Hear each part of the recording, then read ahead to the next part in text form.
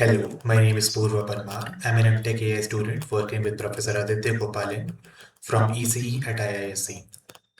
My MTech project is an adversarial robustness of discriminative self-supervised vision transformer backbones.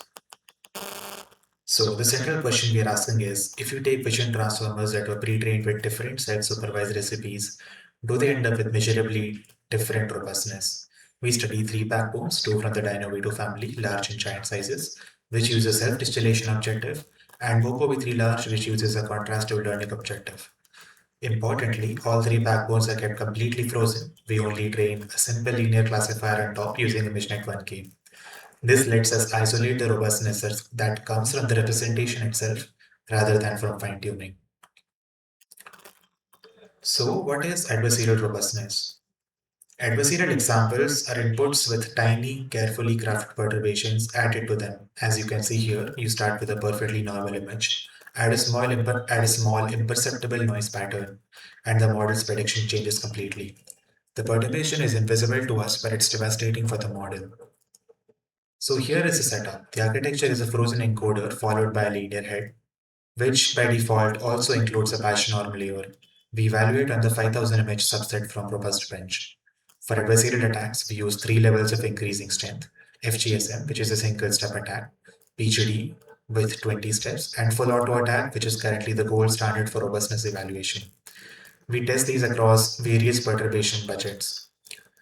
As you can see in the table, Dino V2 large and Moco V3 large have the same parameter count of about 300 million, whereas Dino V2 giant is about 1.1 billion parameters in size.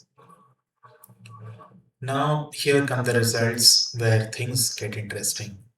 On clean accuracy, where no attack is being performed, Dino V2 giant leads at around 86%, and Moco trails at about 75%. As soon as you start performing the attacks under FGSM, the single stop attack, Dino V2 Giant dominates, hitting 48% while Moco manages only 19%. So far, Dino V2 Giant, the larger model, is more robust than Dino V2 Large, and the Dino V2 family itself seems to be more robust than Moco V3 Large. Under the stronger attack, PHOD 20, the gap significantly reduces, but the ranking remains the same. But interestingly, under the full auto attack, which is a very different kind of attack, the ranking flips. Now suddenly Moco V3 Large is more robust than either of the Dino models. So the robustness ranking really depends on which attack you use. Now adversarial perturbations are one thing, but what about real world corruptions? Things like blur, noise, JPEG compression. We evaluated all three models in ImageNet C, which stands for ImageNet corruption. It has about 15 standard corruption types. Here, Dino V2 Giant completely dominates at nearly 79% robust accuracy. Moco drops to just 49%. So, Dino V2 Giant is the natural corruption leader, and it's quite different from the adversarial attack leader, Moco under auto attack. This suggests that adversarial robustness and natural corruption robustness behave as somewhat independent axes. Now, this is the most interesting part of the project. The question we ask over here is Moco's adversarial weakness really a backbone problem, or is some of it coming from the classifier head? So we retrained the linear probes with batch norm removed, and the results are quite interesting. For Moco, where the learned BN scale is about 19, which means the batch norm is amplifying the features. Removing the batch norm layer nearly doubles the PGD accuracy from 6% to 11% and boosts the auto attack accuracy from 3 to 6%. And this only costs about 2% of the clean accuracy. On ImageNet C, it even improves slightly for about 2%. But for Dino V2 family, where the BN scale is around 0.5, that means the batch norm is compressing the features. Removing the batch norm over here hurts across the board. PGD drops, auto attack drops, ImageNet C also drops a bit. So there is a clean directional pattern. If the scaling of the features done by batch norm is greater than 1, removing the batch norm layer helps the robustness. If it is less than 1, removing the batch norm hurts. A significant fraction of the robustness gap between these models is actually a classifier head effect, not a backbone property.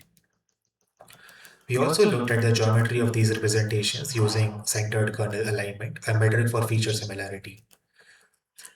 A metric of 1 would mean that the features are exactly the same. The two dino models have a CK of about 0.71, which is the highest. For Dino versus Moco, the CK score is quite less. This also carries over to adversarial transferability, where we take an FGSM perturbed image for one model and try it out on another model and see if it works. Once again, Dino V2 models is the only pair where the adversarial examples transfer significantly.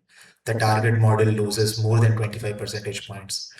Moco's adversarial examples barely transfer to Dino V2 and vice versa. So both the feature geometry and the adversarial transferability are determined by the pre-training objective, not the parameter count. Remember that Moco V3 large and Dino V2 large have the same size. So to summarize, there are two main takeaways. First, there is no single robustness winner. Moco leads under auto attack, but Dino V2 Giant dominates on natural corruptions. You have to evaluate on multiple axes. Secondly, the classifier head matters more than you would think, as a single patch norm layer in the head can account for roughly half of the observed robustness gap between models. Thank you.